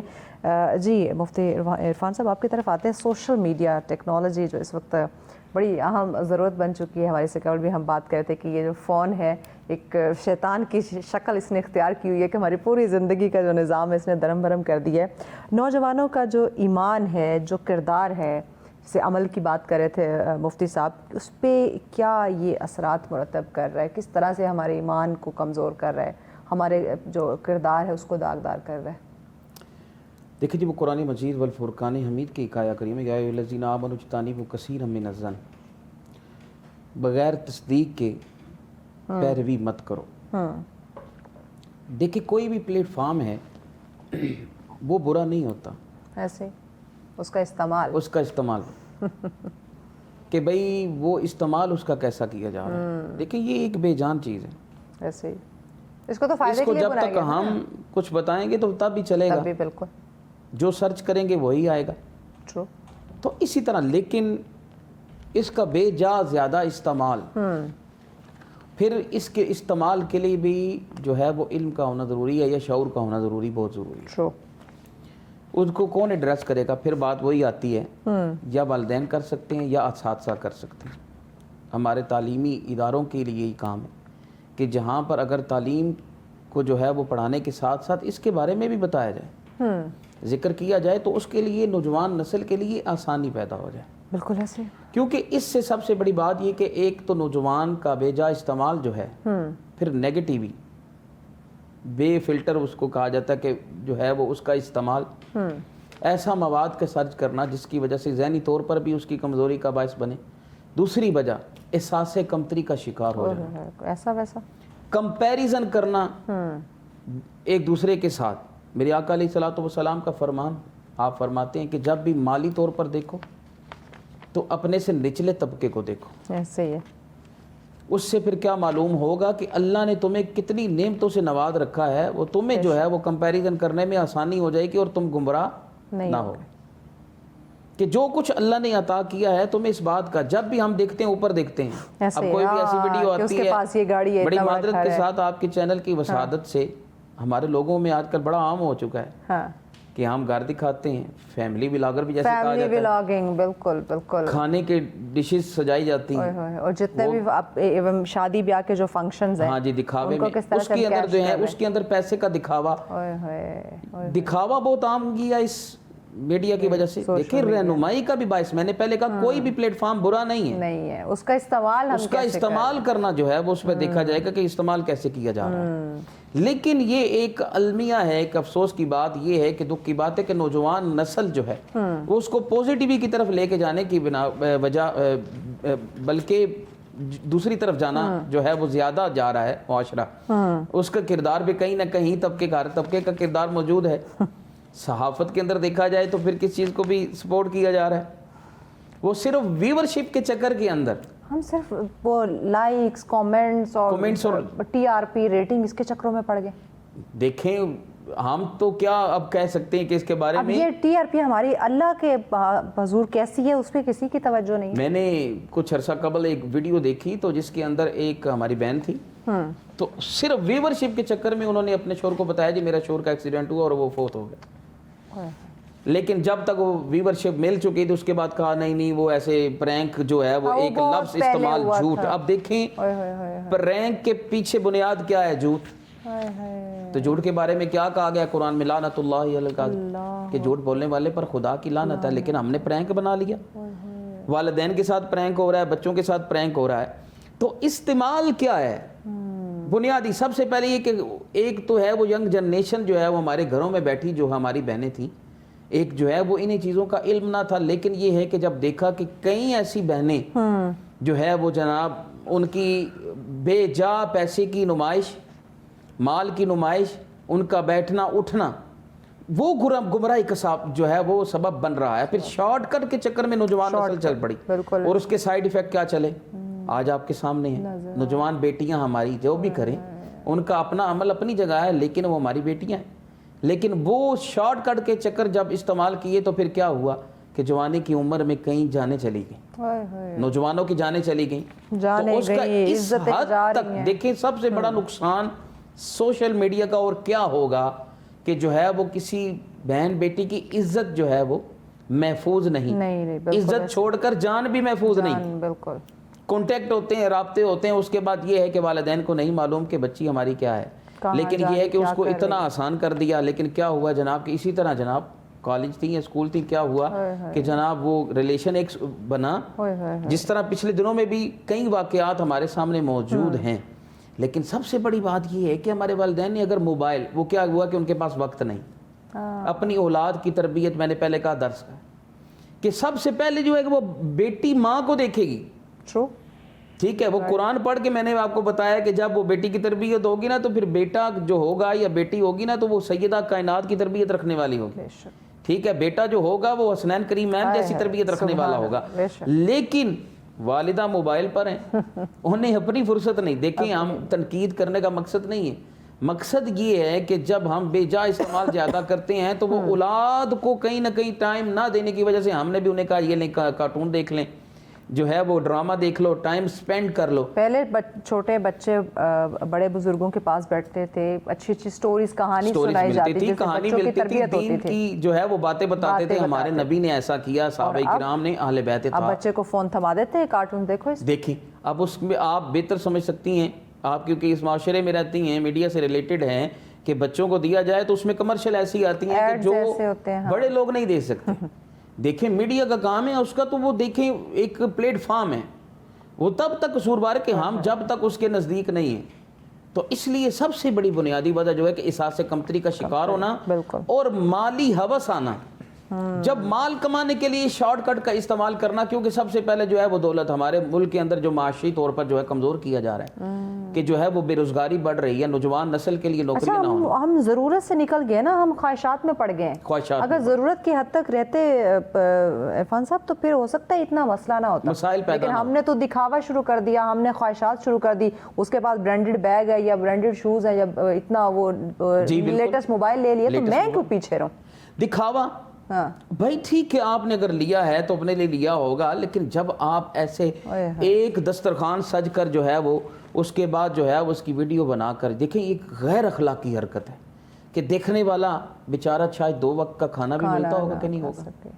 ٹھیک ہے, تو اتنا شادی پہ اخراجات کرنا کہ وہ نوٹوں کی برسات کرنا کہ بیچارہ جو مزدوری کرنے والا ہے وہ پورا دن کما کر اسے 1000 روپے کی یا 2000 روپے کا وہ کمائے گا. تم لوگ کروڑوں ایک شادی پہ خرچ کر رہے ہو, وہی کسی بہن بیٹی کی شادی کروا دو, وہی کوئی حقدار کو بولتے کہ اس کو کوئی ایسا کوئی رزق کمانے کا کوئی ذریعہ بنا دو. اس سے تو اللہ راضی ہوگا نا, لوگ تو راضی نہیں ہوں گے, ویورشپ نہیں آئے گی. ہم نے ویورشپ لینی ہے, جو ہے ویوز آنے چاہیے, فالورز بڑھنے چاہیے. تو بات یہ کہ ہم نے اللہ کو راضی کرنے کے لیے کیا وہ فالورز آپ کے کل خدا نخواستہ کوئی آپ کے ساتھ ہیپننگ انسیڈنٹ ہوتے, کیا وہ سارے فالورز پہنچیں گے؟ کوئی بھی نہیں پہنچتا. میں نے دیکھیں کہیں, آپ دیکھیں, میں معذرت کے ساتھ, لیکن جو ہے وہ ایکٹرز کی کئی وفات ہوئی ہیں. پچھلے دنوں بھی ایک ایکٹرز تھی, وہ ہماری کوئی 7 دن تک ان کی لاش کمرے میں پڑی رہی. نہ بچوں کو پتا, نہ اولاد کو پتا ہے, نہ فیملیز کو پتا ہے کہ ان کے ساتھ کیا ہوا. بالکل ایسے کافی. مجھے یہ بتائیں کہ کیا ہم بھول چکے ہیں کہ ہم نے مرنا بھی ہے؟ یہ جوانی سدا نہیں رہنی. وقت کے ساتھ ساتھ ٹھیک ہے دنیا کو ساتھ رکھنا ضروری ہے, لیکن ضروریات تک. وہ شیخ سعدی علیہ رحمہ کی بات یاد آتی ہے کہ شیخ سعدی علیہ رحمہ, اب میں نے پہلے کہا کہ مال کے حوالے سے ہم گمراہ ہوں گے جب اوپر دیکھیں گے کہ ہمارے پاس یہ بھی نہیں ہے, وہ بھی نہیں ہے, فلاں بھی نہیں ہے, فلاں بھی نہیں ہے. نیچے دیکھیں گے, سر جھکا کے رکھیں گے, سر جھکا کے رکھیں گے تو زندگی آسان ہوگی. گمراہی کے سبب جو ہیں وہ کم ہو جائیں گے. بے شک. تو شیخ سعدی علیہ رحمہ ایک مرتبہ دین متین کے سفر کے لیے جا رہے ہیں, رستے کے اندر جوتی ٹوٹ گئی. اب پاؤں میں جوتی ٹوٹی تو کچھ دیر کے لیے ذہن میں یہ آ گیا, انسان تو تھے, رب سے شکوہ کر دیا, رب کریم جوتی ٹوٹ گئی, تیرے دین کے لیے خدمت کے لیے جا رہا ہوں, پاؤں میں جوتی بھی نہیں ہے. بات بڑی مزے کی ہے. تو اتنی دیر میں رب سے شکوہ کر رہے ہیں تو آپ کی نگاہ پڑتی ہے تو سائیڈ پہ ایک بندہ بیٹھا ہے جس کی دونوں ٹانگیں نہیں ہیں. اسی وقت غش پڑا اور وجد میں آئے اور گر کر بے ہوش ہو گئے. جب اٹھے اور زاروں قطار رونا شروع کر دیا, زاروں قطار روتے جا رہے ہیں, روتے ہوئے جا کر رب کی بارگاہ میں سجدہ ریز ہو کر معافی مانگتے ہیں اور التجا کرتے ہیں, رب کریم میں جوتی کو رو رہا ہوں اور ادھر دیکھتا ہوں کہ جس کے چلنے کے لیے پاؤں ہی نہیں, لیکن وہ بھی وہاں بیٹھ کر تیرا شکر ادا کر رہا ہے, مولا میں تجھ سے معافی مانگتا ہوں. دیکھیں جب انہیں معلوم ہوا کہ میرے پاس چلنے کے پاؤں تو ہیں نا, تو جب اس کو دیکھا کہ پاؤں بھی نہیں ہے تو انسان کی گمراہی کے سبب کم ہو جاتا ہے. سوشل میڈیا بری چیز نہیں ہے, ہمارا استعمال برا ہے. بڑی بڑی اچھی نالج بھی مل رہی ہے, رہنمائی بھی ملتی ہے, مذہبی لوگوں کو بھی اس سے جو ہے وہ پھیلانے میں آسانی ہے, لیکن جتنا ہو سکے ہمارے تربیت والدین کا ہو, اساتذہ کو ہو, انہیں کم سے کم استعمال کا طریقہ بتانا بھی استعمال کا یقیناً. جی جناب محترم مفتی محبوب الرحمان صاحب, آپ کی طرف آتے ہیں, کہتے ہیں آپ کی جو گیدرنگ ہے, آپ کا جو سوشل سرکل ہے, آپ کے جو فرینڈز ہیں, وہ بہت میٹر کرتا ہے. آپ کی تربیت میں ان کا بڑا اہم رول ہوتا ہے, جیسی صحبت ہوگی ویسے ہی آپ ہوں گے. تو اس وقت نوجوانوں کی جو صحبت ہے, جو ان کے دوستوں کا انتخاب ہے, آپ کیا سمجھتے ہیں کہ وہ درست ہے, یا دوستوں کا انتخاب ہمارے کردار کے ساتھ جو اس کے ایک تعلق ہے, میں چاہوں گی کہ اس پہ تھوڑی آپ روشنی ضرور ڈالیے گا, کیونکہ ہم کہتے ہیں گھر سے تربیت ہوتی ہے, ٹھیک ہے گھر سے ایک اچھی تربیت مل گئی, لیکن زیادہ ٹائم پھر باہر آپ کو سوسائٹی میں گزارنا پڑتا ہے. اگر جاب کر رہے ہیں, بزنس کر رہے ہیں, تو آپ کی پھر جو کمیونٹی ہے, آپ کی جو گیدرنگ ہے, آپ کا جو سوشل سرکل ہے, وہ بھی بڑا اثر انداز ہو رہا ہوتا ہے. جی بالکل ایسے ہی ہے. اللہ رب العزت قرآن مجید فرقان حمید کے اندر ارشاد فرماتا ہے, الاخلاء یومئذ بعضهم لبعض عدو. قیامت کا دن ہوگا, یہ جو غیر دوست ہیں یہ ایک دوسرے کے دشمن بن جائیں گے, سوائے ان لوگوں کے جو متقی اور پرہیزگار ہیں. تو جو جس وقت کوئی دوست بناتا ہے, دوست بنانے سے پہلے اسے یہ دیکھنا چاہیے میں کسے دوست بنا رہا ہوں. نبی پاک صلی اللہ تعالیٰ علیہ وبارک وسلم کے فرامین عالی شان میں سے ہمیں ملتا ہے, آقا علیہ السلام فرماتے ہیں کہ جب تم کسی کو دوست بناؤ, دوست بنانے سے پہلے دیکھو کسے دوست بنا رہے ہو. المرء علی دین خلیلہ, بندہ جو ہوتا ہے وہ اپنے دین کے طریقے پر ہوتا ہے. جس طریقے پر اس کا دوست چل رہا ہوتا ہے, اس دوست کے طریقے پر وہ بندہ چل رہا ہوتا ہے. تو اس لیے پہلے یہ ضروری ہے کہ ہم یہ دیکھیں کہ ہمارا رفیق سفر کون ہے, ہمارا ساتھی کون ہے, ہمارا دوست کون ہے. تو دوست بنانے سے پہلے ہمیں یہ دیکھنا چاہیے. اور نبی پاک صلی اللہ تعالیٰ علیہ وبارک وسلم نے ایک مرتبہ نہیں کئی مقامات پر دوستی کی اہمیت کے حوالے سے بیان فرمایا. اب دیکھیں اگر دوست جناب حضرت ابو بکر صدیق رضی اللہ تعالیٰ عنہ جیسے ہوں, تو پھر دوسرا دوست عثمان غنی جیسا داماد رسول بھی بنتا ہے, اور نبی پاک صلی اللہ تعالیٰ علیہ وبارک وسلم کی بارگاہ ناز میں حاضر ہو کر صاحب ایمان بھی بنتا ہے. یہ دوست کی جو اس کا ساتھ ہوتا ہے، اس کی معیت ہوتی ہے، اس کی رفاقت ہوتی ہے، اس کا بڑا اثر ہوتا ہے۔ نبی پاک صلی اللہ تعالیٰ علیہ وبارک وسلم نے اکثر جو حضور کے صحابہ جنہوں نے حضور کی بارگاہ ناز میں جنہوں نے رفاقت حاصل کی، انہیں پھر جو مقام و مرتبہ ملتا ہے انہیں اسی رفاقت کی وجہ سے ملتا ہے۔ جو دوست اپنے دوست کا خیال نہیں رکھتا، مثال کے طور پر عموماً ہم یہ دیکھتے ہیں کہ دوست ہوتے ہیں، ایک دوسرے کے ساتھ ان کا اٹھنا بیٹھنا ہوتا ہے، اور اٹھنے بیٹھنے کے باوجود جس وقت مشکل وقت آتا ہے اس مشکل وقت میں دوست کو چھوڑ جاتا ہے۔ حقیقت میں دوست کی جو سوچ ہوتی ہے اس کی سوچ سے ہی انسان کو پتہ چل جاتا ہے کہ میرا دوست کس نوعیت کا عامل ہے۔ کسی کے پاس بھی انسان بیٹھتا ہے 1 مرتبہ 2 مرتبہ 3 مرتبہ، تو اس کے ساتھ انسان کو پتہ چل جاتا ہے کہ یہ کس ذہنیت کا حامل شخص ہے، آیا میں اس کے ساتھ رہ سکتا ہوں یا نہیں رہ سکتا۔ موجودہ اس پرفتن دور کے اندر ہم دیکھتے ہیں کہ جیسا کہ پہلے ذکر ہو رہا تھا کہ ہم ایسی دوستیوں کو پسند کرتے ہیں جو دوستیاں صرف دکھاوے کی حد تک ہوتی ہیں۔ قرآن مجید فرقان حمید میں اللہ رب العزت ارشاد فرماتا ہے کہ کئی ایسے لوگ ہوں گے قیامت والے دن ان کی نمازیں قبول نہیں کی جائیں گی، وہ نمازیں بھی صرف ان کی دکھاوے کے لیے ہوتی ہیں۔ اگر دکھاوے کی عبادت قبول نہیں تو کسی کے ساتھ جو تعلق اور رشتہ رکھا جاتا ہے، یہ تعلق اور رشتہ، یہ ناتا، یہ بھی ایک عبادت کے زمرے میں آتا ہے۔ کسی کے ساتھ نبھانا، اس کے ساتھ اپنا وقت بتانا اور اس کو بہترین مشورہ دینا، یہی دوستی کی اہمیت ہے۔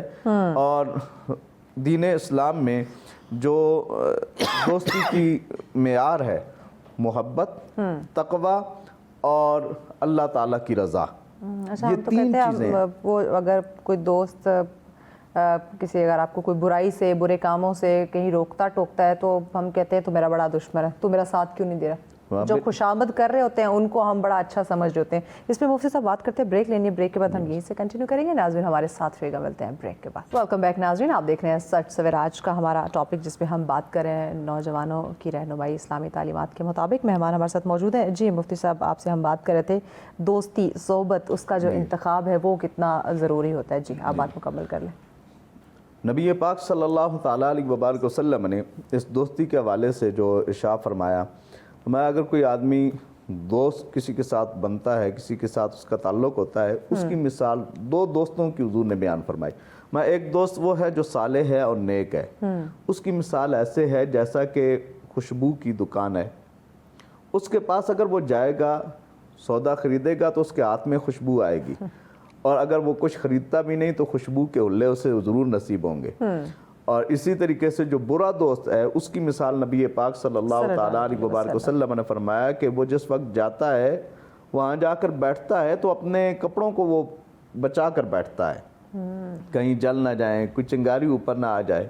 لوہار کے پاس بیٹھے گا تو وہ اپنے کپڑوں کو بچائے گا، اور دوسرا اگر وہ دور بھی بیٹھا ہے تو اس کو دھواں ضرور پہنچے گا جس کے ساتھ اسے تکلیف ہوگی۔ تو اس سے یہ پتہ چلا کہ نیک آدمی کی جو صحبت ہوتی ہے وہ انسان کو ہمیشہ فائدہ دیتی ہے، اور برے آدمی کی جو صحبت ہے وہ انسان کو ہمیشہ برائی کی جانب لے کر جاتی ہے۔ صحبت صالح تورا صالح کند، شیخ سعدی شرازی رحمۃ اللہ تعالیٰ علیہ کا ذکر خیر ہو رہا تھا، تو آپ فرماتے ہیں نیک آدمی کی جو صحبت ہے وہ تجھے نیک بنا دے گی، اور صحبت طالح تورا طالح کند، اور اگر تو برے کی صحبت میں بیٹھتا ہے تو وہ تجھے برا بنا دے گی۔ اور جس طریقے سے ہم یہ عرض کر رہے تھے کہ آج کل کے نوجوان نسل جو ہے، جس میں بشمول ہم بھی نوجوان ہیں، ہم بھی اس میں شامل ہیں، ہم ایسے دوستوں کو ہم پسند کرتے ہیں جو ہماری واہ واہ کرنے والے ہیں، نا خوشامد کریں، جی خوشامد کرنے والے، ہماری واہ واہ کرنے والے، ہم ان کی باتوں میں آتے ہیں، انہیں ہم زیادہ پسند کرتے ہیں، لائک کرتے ہیں کہ یہ ہمارا ساتھی ہے۔ اور اگر کوئی ہماری خامیاں ہمیں گنوا دے یا کسی چیز سے روکے ٹوکے تو ہم اس کو برا تصور کرتے ہیں، اور جو ہماری شکایت ہمارے گھر والوں تک لگا دے اس کے ساتھ تو ہمارا تعلق ہی ختم ہو جاتا ہے، کیونکہ اس نے ہماری شکایت جو گھر تک پہنچا دی، کیونکہ ہمارے اندر وہ ایک خامی پائی جاتی ہے، وہی ہمارا سب سے بہترین دوست ہوتا ہے جو ہمیں برائی سے روکتا ہے اور نیکی کی جانب لے کر جاتا ہے۔ اور جیسا کہ میں عموماً اس حوالے سے عرض کرتا رہتا ہوں کہ دوست آپس میں جس وقت بیٹھتے ہیں، آپس میں بیٹھ کر ایک دوسرے کے ساتھ جس وقت ان کا شغل میلہ ہوتا ہے، اور سوشل میڈیا کے حوالے سے بھی گفتگو ہوئی، تو اس میں عموماً ہمارا جھوٹ کا بڑا کردار ہوتا ہے۔ جو بھی بات کرتے ہیں کسی کو ہنسانے کے لیے وہ ہمارے جھوٹ. ہم کسی کے سامنے اگر کوئی بات کرتے ہیں تو جھوٹی بات کرتے ہیں تاکہ یہ ہمارے اوپر زیادہ اعتماد اور زیادہ یقین کرنے والا, اور ایک جھوٹ کے اوپر اور جھوٹ بول کر پہلے جھوٹ کو چھپانے کی کوشش کرتے ہیں. تو اللہ رب العزت قرآن مجید فرقان حمید کے اندر ارشاد فرماتا ہے یا ایھا الذین آمنوا ان جاءکم فاسق بنبأ فتبینوا, اے ایمان والو اگر تمہارے پاس کوئی فاسق آتا ہے کوئی خبر لے کر, جھوٹی خبر وہ آپ کے سامنے رکھتا ہے آپ کو خوش کرنے کے لیے, یا سوشل میڈیا پر کوئی پھیلاتا ہے, تو پہلے اس کی چھان بین کر لو, اسے پرکھ لو کہ واقعی یہ معاملہ ہوا ہے یا نہیں ہوا ہے. اور کسی کے ساتھ مذاق کرتے ہوئے نبی پاک صلی اللہ تعالیٰ علیہ وبارک وسلم فرماتے ہیں میں مذاق تو کرتا ہوں لیکن کبھی جھوٹ نہیں بولتا. انا النبی لا کذب, حضور علیہ السلام عموماً یہ رز پڑھا کرتے تھے میں وہ نبی ہوں جس نے کبھی جھوٹ نہیں بولا. تو اپنے جو دوست احباب ہوتے ہیں ان کے ساتھ کبھی جھوٹ بولتے ہوئے, پرینک کرتے ہوئے ان کے ساتھ کوئی اس طرح کی گفتگو نہ کریں جن کے ساتھ ان کا, کئی ایسے دوست ہوتے ہیں کہ ان کا ہارٹ اٹیک ہو جاتا ہے, ایسی ان کے ساتھ پرینک کیے جاتے ہیں. کئی ایسے ہوتے ہیں کہ جو بیچارے مفلوج ہو جاتے ہیں بیچارے. اور اس طریقے سے کئی گیمز ایسی اس وقت نوجوانوں کے اندر آئی ہوئی ہیں کہ جن کی وجہ سے, مثال کے طور پر ون ویلنگ کرنا, یہ نوجوانوں کے اندر ایک دوسرے دوست کو دیکھ کر وہ اس جانب راغب ہوتا ہے اور پھر جان کی بازی ہار جاتا ہے, اور پیچھے گھر والے وہ روتے بیٹھے ہوتے ہیں کہ ہمارا نوجوان بیٹا تھا وہ ہم سے جدا ہو گیا. تو اس طرح کی کئی ایسی چیزیں ہیں کہ جو دوستوں کی وجہ سے, دوست کے ساتھ ملنے کی وجہ سے ہم اس برائی کے اندر مبتلا ہوتے ہیں یا اس خامی کے اندر مبتلا ہوتے ہیں جس کے جو ازالہ ہوتا ہے وہ ناممکن ہوتا ہے, اور پھر ہمارے جو گھر والے, ہمارے رشتہ دار, اعزاء و اقرباء جس کی وجہ سے پریشان اوبیسلی پریشان ہوتے ہیں. مفتی عرفان صاحب اگر آپ اجازت دیں تو ایک خوبصورت سا کلام ہم سن لیں. جی آصف صاحب بسم اللہ کیجیے. ہاں حضور عاجز نکمے آئے قبول ہووے سلام آقا, سلام دو جگ دے تاج دارا, سلام دو جگ دے تاج دارا, سلام خیر الانام آقا. نہ مان زردہ نہ اکلا شکلا نہ یار زودہ سلیقہ کوئی, دوبارہ آمر دی آس لے کے کھڑے در تے غلام آقا, دوبارہ آمر دی آس لے کے کھڑے در تے غلام آقا. اسا گناہگار گندیاں مندیاں نو روز محشر تیرا سہارا, غلاماں نو یاد رکھنا جس دم, غلاماں نو یاد رکھنا جس دم, پلاؤ کو سرد جام آقا.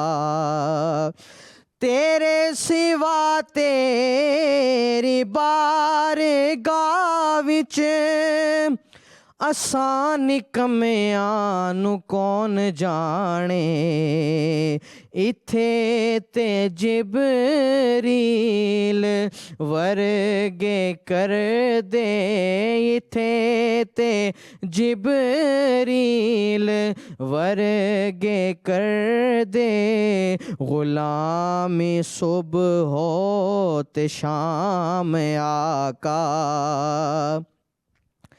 ਤੇਰੇ ਦਵਾਰੇ ਤੋਂ ਹਟ ਕੇ ਸ਼ਾਹ, ਸੱਜਣ ਨੂੰ ਮੰਗਣੇ ਦਾ ਵੱਲ ਨਹੀਂ ਆਉਂਦਾ,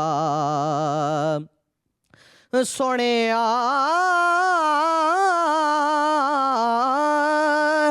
ਤੇਰੇ ਦਵਾਰੇ ਤੋਂ ਹਟ ਕੇ ਸ਼ਾਹ, ਸੱਜਣ ਨੂੰ ਮੰਗਣੇ ਦਾ ਵੱਲ ਨਹੀਂ ਆਉਂਦਾ, ਮੈਂ ਆਲ ਤੇਰੀ ਦਹਾਂ ਗਦਾਗਰ, ਮੈਂ ਆਲ ਤੇਰੀ ਦਹਾਂ ਗਦਾਗਰ, हुजूर मंगता नियाम आका, हुजूर आजिज़ निकम्मे आए, कबूल होवे सलाम आ। सुभान अल्लाह, माशाल्लाह, जज़ाकल्लाह, बहुत शुक्रिया मोहम्मद आसिफ। जी जनाब मोहतरम मुफ्ती मोहम्मद इरफान कादरी साहब, आपकी तरफ आते हैं। हमारा नौजवान जो है इस वक्त बढ़ती हुई जो बेसब्री उनके अंदर पाई जा रही है, मायूसी है, अदम बर्दाश्त है, इस्लाम इसका क्या हल फ़राहम करता है? देखें, इस्लाम ने तो हमेशा तहम्मुल का, यकीनन बर्दाश्त का, सब्र का हमेशा तलकीन की है। क्योंकि आप देखिए, अगर माज़रत आपकी बात कट करी और रास्ते में जाते हुए कोई अगर उनको ऐसे देख ले तो वो आप पे से बाहर हो जाते हैं कि तुमने गुस्से से देखा क्यों, हॉर्न, इवन गाड़ी चला रहे तुमने हॉर्न क्यों दिया, या इवन वो ये देख ले, क्योंकि मेरा ज़्यादा ड्राइविंग का एक्सपीरियंस रहता है, ज़्यादा टाइम रोडों पे गुजरता है, एक खातून ने अगर उन्हें ओवरटेक कर लिया है तो उनकी अना पे बात आ जाए, ईगो हर्ट हो जाती है। तो इस तरह के बहुत सारे हैपनिंग्स हमें सोसाइटी में इसी मामले में सिर्फ ईगो हर्ट होती है और किसी मामले में नहीं होती। कि कोई अच्छा काम कर रहा है तो उसमें ईगो हर्ट हो कि यार उसने अच्छा काम किया, मैं भी करूं। हाँ, ऐसा नेगेटिविटी की तरफ जरूर है। बिल्कुल। जिस तरह अदम बर्दाश्त की बात है ना, या अय्युहल्लज़ीना आमनू इस्तईनु बिस्सब्रि वस्सलाह इन्नल्लाहा मअस साबिरीन, सब्र करने वालों के साथ अल्लाह की ज़ात। बेशक बेशक। देखिए, उसके अंदर बात वही आ जाती है कि इंसान की अदम बर्दाश्त ख़त्म हो जाना, सब्र ख़त्म हो जाना, ये तो बहुत छोटी बात बताई है आपने कि ये ड्राइविंग के दौर में जो है वो हम जज्बाती हो जाते हैं। हम तो वालिदैन के सामने भी जज्बाती हो रहे हैं। अगर वो हमें किसी चीज़ से रोकते टोकते हैं, कोई बात अगर दोबारा पूछ लें, आपे से बाहर हो जाते हैं। हालांकि वालिदैन के सामने कहा गया उफ वला तनहरहुमा, उफ तक मत कहो। लेकिन अगर वो भी कोई बात समझाते हैं, वो कहते हैं नहीं जनाब आपको क्या इल्म हो, आपको तो पता ही नहीं, तो पुराने के दौर में तो ये जनाब है ही नहीं था जिन्होंने बोलना सिखाया, चलना सिखाया। आज कह रहे हो तुम्हें तो पता ही नहीं, तुझे पहनना सिखाया, तुझे बोलना सिखाया। आज तू कहता है, वो शेर ने कहा था, जिन पत्थरों को अता की थी धड़कने हमने, जिन पत्थरों को अता की थी धड़कने हमने, जब उनको जुबान मिली तो हम पर ही बरस पड़े। तो बात वही है कि जब इंसान के अंदर अदम बर्दाश्त का ख़त्म हो जाना, मैं कुर्बान जाऊं मौला मुश्किल कुशा की ज़ात पर, कि देखिए हमारे लिए जो है रोल मॉडल इनसे बड़े कौन सी हस्तियां होंगी, हजूर के साहब हों या मेरे आका की आल हो, कि जब आप जंग के दौरान जो है वो लड़ते हुए एक जो है वो काफिर आपकी तलवार की जद में आया तो उसने आपकी बारगाह में गुस्ताखी कर दी, कि थूकने की कोशिश की, मैं तो यही कहूँगा, लेकिन आपने उसे फौरन छोड़ दिया। बिल्कुल। हम होते तो क्या करते, हमने जनाब उसके एक की बजाय 4 टुकड़े करने थे, वो तुमने ऐसा किया, क्योंकि वो हमारी ज़ात शामिल थी। लेकिन मौला अली ने जब उसे छोड़ा तो वो पूछता है, अली जो मैंने अमल किया उसके बाद तो तुझे चाहिए था कि 2 की जगह 4 ज़रबे लगाता, लेकिन तेरा ये छोड़ देना मुझे समझ नहीं आ रहा, और मेरे अंदर ही अंदर इस बात को आग लग रही। देखिए सब्र का रिएक्शन देखे ना, شاید وہ ضربے لگتی تو وہ اثر نہ ہوتا کہ جو ان کے عمل نے اس کے دل پر اثر کیا. بالکل ایسے, بالکل. تو کیا ہوا کہ آپ نے کہا کہ میری جنگ بھی اللہ اور رسول کے لیے اور میری دوستی بھی اللہ اور رسول کے لیے. جب تو نے یہ عمل کیا تو شاید کہیں نہ کہیں بالکل ذرہ برابر بھی اگر میں کوئی ایسا ہوتا تو دیکھنے والے چھوڑ کر بعد میں کہنے والے کہتے کہ علی نے اپنی ذات کو سامنے رکھا. تو کہا کہ میں کون اور میری کیا اوقات ہے, میں کچھ بھی نہیں, یہ تو کملی والے کا کرم ہے. تو اللہ اور اس کے محبوب عدم برداشت, صبر اور عدم انسان کی زندگی میں, وہ کہتے ہیں کہ غصہ آتے ہوئے تو آتا تو اکیلا ہے, لیکن جب جاتا ہے تو بڑا کچھ ساتھ لے جاتا ہے اور نقصان بھی کر جاتا ہے. اور کہتے ہیں یہ واحد غصہ ہے جو پینا حرام ہے. اور کتنے یہ کہا جائے کتنی دفعہ ایون یہ چیزیں یہ ہیپننگز ہوئی کہ غصے میں جو ڈیسیجن لیے گئے, غصے میں جو جذبات کے فیصلے ہمیشہ ہوگی, بعد میں نقصان کہا کاش میں ذرا صبر کر لیتا, کاش میں مجھے کوئی روک لیتا. تو بات وہی اسی طرح آ جاتا کہ انسان اپنی ذات سے نکلے تو تب جا کر انسان کو اس بات کا خیال آتا ہے کہ عدم برداشت اور صبر اور ان چیزوں کے لیے انسان کے لیے تربیت کا ہونا ضروری ہے. بنیادی طور پر اسے جو ہے والدین بھی ہیں, اساتذہ بھی ہیں, کیونکہ سب سے بڑے رول ماڈل تو والدین ہیں.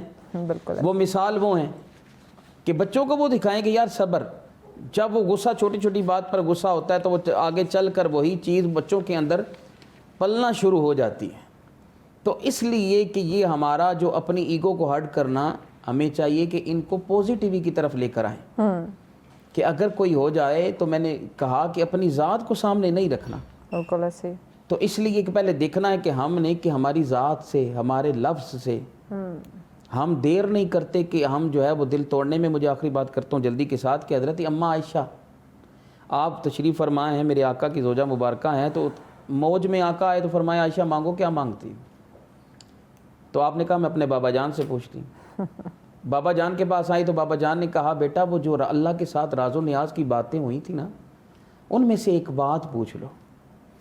واپس آئیں تو حضور علیہ الصلوۃ والسلام کی بارگاہ میں عرض کیا ہے میرے سر کا تاج, اے سونے کملی والے, عرض کرنا چاہتی ہوں. فرمایا کہ ہاں مانگو, کیا مانگتے؟ فرمایا جو رب سے راز و نیاز کی باتیں ہوئی تھیں ان میں سے ایک بات بتائیں. تو آقا مسکرائے.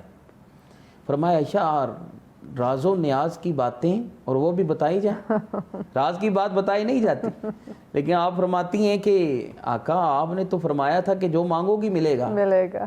اب دیکھیں یہ جملہ بھی کہنا آقا کا, کیونکہ یہ تو جنت کے وارث ہیں. تو فرمایا جو مانگو گی ملے گا. تو فرمایا اچھا, تو فرمایا سنو, اب بات بڑی قابل توجہ ہے. اچھا اس بات کو کیونکہ بڑی امپورٹنٹ آپ بات کریں, اس کو ہم مکمل کرتے ہیں, بریک لینی ہے. بریک کے بعد اس بات کو مکمل کرتے ہیں کیونکہ بہت ہی خوبصورت واقعہ جو ہے آپ بیان فرمائے. ناظرین ڈسکشن کو آگے بڑھاتے ہیں, بریک کے بعد ساتھ رہیے. ویلکم بیک ناظرین, آپ دیکھ رہے ہیں سچ سویرا. آج کا ہمارا خوبصورت موضوع جس پہ ڈیٹیل گفتگو کا سلسلہ جاری رہا, کیا خوبصورتی کے ساتھ ہمارے مہمان ہماری رہنمائی فرما رہے ہیں. نوجوانوں کی رہنمائی پہ بات ہو رہی ہے اور اسلامی تعلیمات کے مطابق کس طرح سے انہیں راہ راست پہ لایا جا سکتا ہے, ان کی تربیت, ان کی کردار سازی کی جا سکتی ہے, اسی پہ بات کریں. جی مفتی عرفان قادری صاحب, آپ ہمارے ساتھ ایک واقعہ, بڑا خوبصورت واقعہ شیئر کر رہے تھے, آپ اپنی وہ بات مکمل کر لیجیے. تو حضور کی جب زوجہ مبارکہ جو پوچھتی ہیں کہ فرمایا حضور جو راز و نیاز کی باتیں شب معراج کی رات اللہ سے ہوئی ہیں ان میں سے ایک بات بتائیں.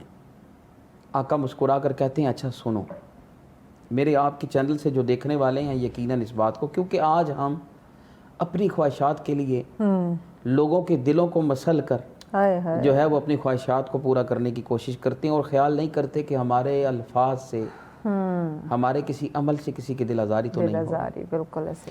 تو آپ نے فرمایا کہ راز و نیاز کی باتوں میں سے ایک بات یہ ہے کہ اللہ کریم نے فرمایا کہ اے محبوب, اے میرے محبوب, آپ کی امت میں جو دو دلوں کو جوڑے گا, آپ کی امت میں جو دو دلوں کو جوڑے گا میں اسے بلا حساب جنت عطا فرماؤں. سبحان اللہ, سبحان اللہ. اب یہ بات کتنی پیاری اور کتنی خوبصورت ہے. یہ بات جب حضرت عائشہ نے سنی نا تو فوراً دوڑی اپنے بابا کی بارگاہ, فوراً آیا اور بابا جان کو فوراً آ کر یہ بات بتانی تھی.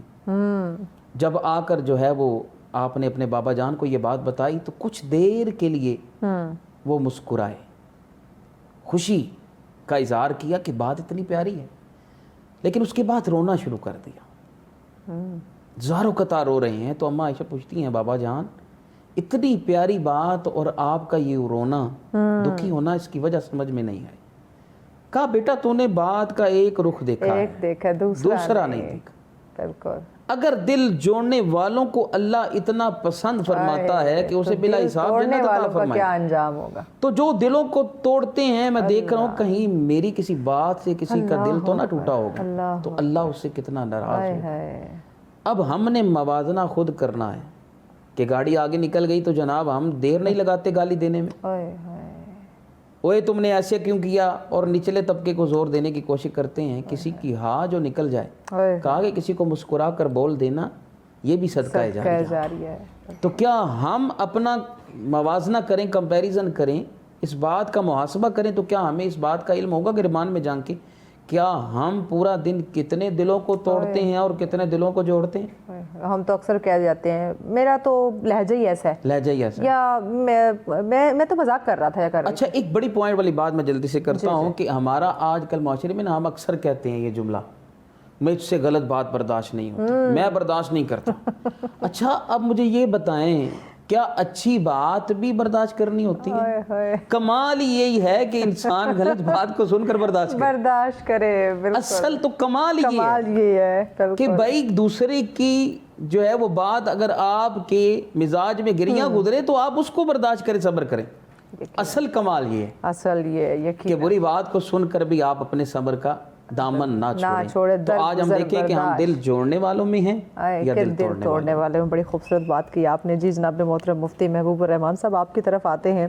اس وقت ہر شخص تقریباً یہی رونا رو رہا ہے. نوجوانوں سے پوچھیں وقت نہیں مل رہا, وقت نہیں رہا. 24 گھنٹے سب کے لیے سیم ہی ہے, کسی کے لیے کم زیادہ وہ ربڑ کی طرح تو نہیں ہو جاتا ہے کہ آپ کے لیے کم ہو جائیں گے میرے لیے زیادہ ہو جائیں گے یا ان کے لیے زیادہ. وقت پورا نہیں پڑ رہا. وقت کی پابندی, جب ہم نماز کی بات کرتے ہیں تو وہ ہمیں نظم و ضبط سکھاتی ہے. تو یہ ٹائم مینجمنٹ, وقت کی پابندی, کس طرح سے نوجوانوں کو نماز کی پریکٹس کی جانب لائیں تاکہ انہیں وقت کا پتہ چلے کہ 24 گھنٹے وہی ہیں, صرف مینیج کرنے میں پرابلم ہو رہا ہے. اس حوالے سے اگر ہم دیکھیں نبی پاک صلی اللہ تعالیٰ علیہ وبارک وسلم کی زندگی, حضور علیہ السلام نے اتنی مصروفیات اور اتنی پریشانیاں ہونے کے باوجود آقا علیہ السلام نے نماز کو نہیں چھوڑا. حضور علیہ السلام کے صحابہ ایمن کے دوران جنگ انہوں نے نماز کو نہیں چھوڑا, نماز ادا کی. اور پھر آقا علیہ السلام فرماتے ہیں صلو کما رأیتمونی اصلی, جس طریقے سے میں نے نمازیں پڑھی ہیں مجھے دیکھتے ہو ایسے تم بھی نمازیں پڑھو. مشکل سے مشکل وقت میں بھی اگر میں نے نماز نہیں چھوڑی تو تمہارے اوپر بھی یہ لازم ہے تم نہ چھوڑو. اور قرآن مجید فرقان حمید میں اللہ جل شانہ ارشاد فرماتا ہے ان الصلاۃ کانت علی المؤمنین کتابا موقوتا, بے شک نماز ایمان والوں پر, یہاں ایمان والوں کا ذکر ہوا ہے. اور ہم سب بحمدہ تعالیٰ مسلمان ہیں. اپنی غفلت کی وجہ سے ہم زیادہ تر سوشل میڈیا موبائل کے ساتھ لگے ہوئے ہم غفلت کر جاتے ہیں, یا کسی کام میں ہم لگے ہوئے ہوں تو ہم کہتے ہیں پہلے کام ہے اور پھر اس کے بعد بعد میں نماز پڑھ لیں کہ ابھی کون سا قضا ہو رہی ہے. ہاں جی, تو اس میں سستی بھی نہ کریں. اور دوسرا یہ ہے کہ نماز کا جب وقت آ جائے, جہاں کہیں بھی آپ ہوں وہاں پر آپ نماز ادا کریں.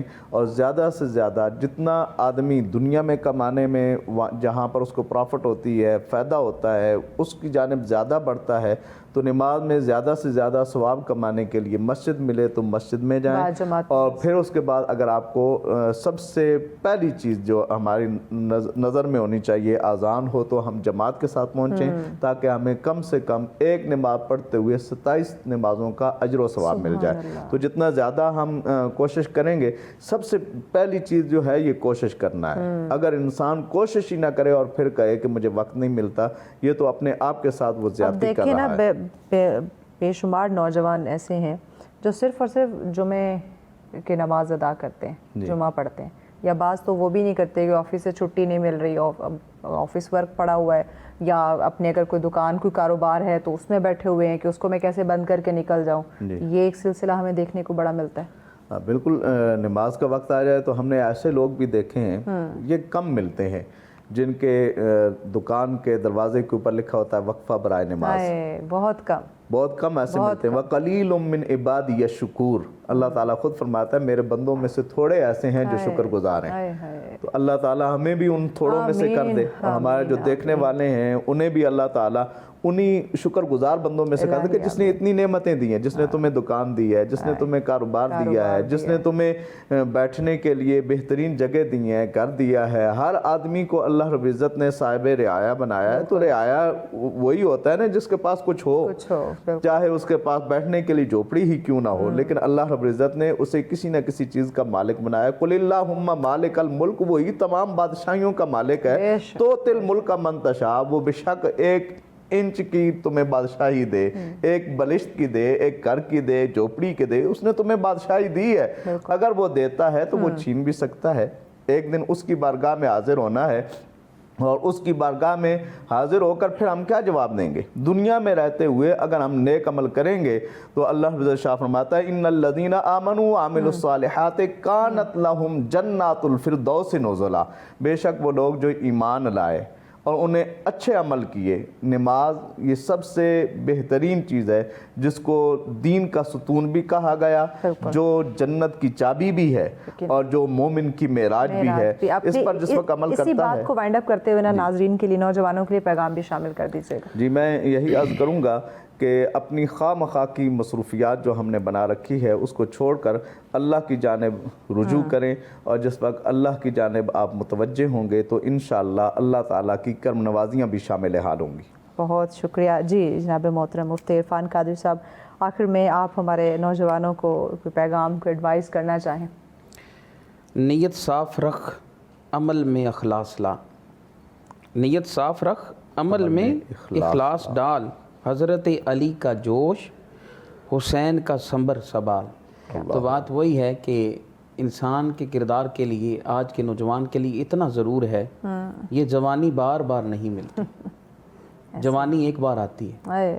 تو اس جوانی کو ہم نے کیسے سنبھالنا ہے کہ ہم نے اچھے اعمال سے رب کو راضی کرنے کے لیے اپنی زندگی کو بسر کرنا ہے, کہ جو ہماری آخرت کے لیے سرمایہ بن جائے. بہت شکریہ معزز مہمانوں کا. ناظرین, آج کے گفتگو سے اوبیسلی ہم نے یہی سیکھا کہ اسلام کی جب ہم بات کرتے ہیں تو ہمیں زندگی کے ہر پہلو میں یہ توازن کی بات کرتا ہے, صبر کی جو ہے وہ تلقین کرتا ہے, برداشت کی, صحیح راستہ اختیار کرنے کی تعلیم جو ہے وہ دیتا ہے. تو ہم دعا کرتے ہیں کہ دیکھیے ضرورت صرف اس بات کی ہے کہ ہم چیزیں ہمارے سامنے ساری ہیں, قرآن جیسی کتاب ہے, نبی کریم صلی اللہ علیہ وسلم کی زندگی کا مطالعہ کریں, اللہ بات طاہر کی آپ زندگی کا مطالعہ کریں, تمام تر چیزیں آپ کو مل جاتی ہیں. عمل تو آج جو ہم نے جتنی ڈسکشن کی ہے, ہم بھی یہی دعا کرتے ہیں کہ اللہ پاک یہ جو آج گفتگو ہوئی ہے اس پہ ہمیں, آپ کو, ہم سب کو عمل کرنے کی توفیق عطا فرمائے. آمین الہی آمین. اجازت دیجیے, جانے سے پہلے ہم اختتامی کلام ضرور سنیں گے. جی محمد آصف, بسم اللہ کیجیے.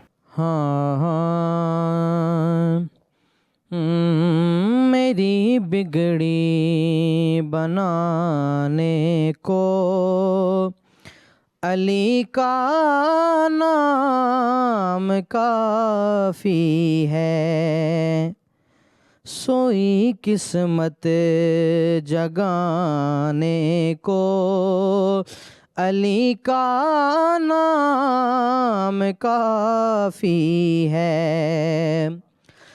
علی کا ذکر کرتا ہوں, عبادت ہے یہی میری, خطائیں بخشوانے کو علی کا نام کافی ہے, خطائیں بخشوانے کو علی کا نام کافی ہے. تو نعرہ مار لے ان کا اگر میدان چاہتا ہے بڑا دشمن گرانے کو، علی کا نام کافی ہے، بڑا دشمن گرانے کو، علی کا نام کافی ہے۔ درے حیدر سے نسبت ہے، نہیں پرواہ زمانے کی، میرے سارے گھرانے کو، میرے سارے گھرانے کو، علی کا نام کافی ہے۔ زمانہ روٹھ جائے گر مجھے پرواہ نہیں سید، زمانہ روٹھ جائے گر مجھے پرواہ نہیں سید، میری عزت بچانے کو، میری عزت بچانے کو، علی کا نام کافی ہے، میری بگڑی بنانے کو، علی کا نام کافی ہے۔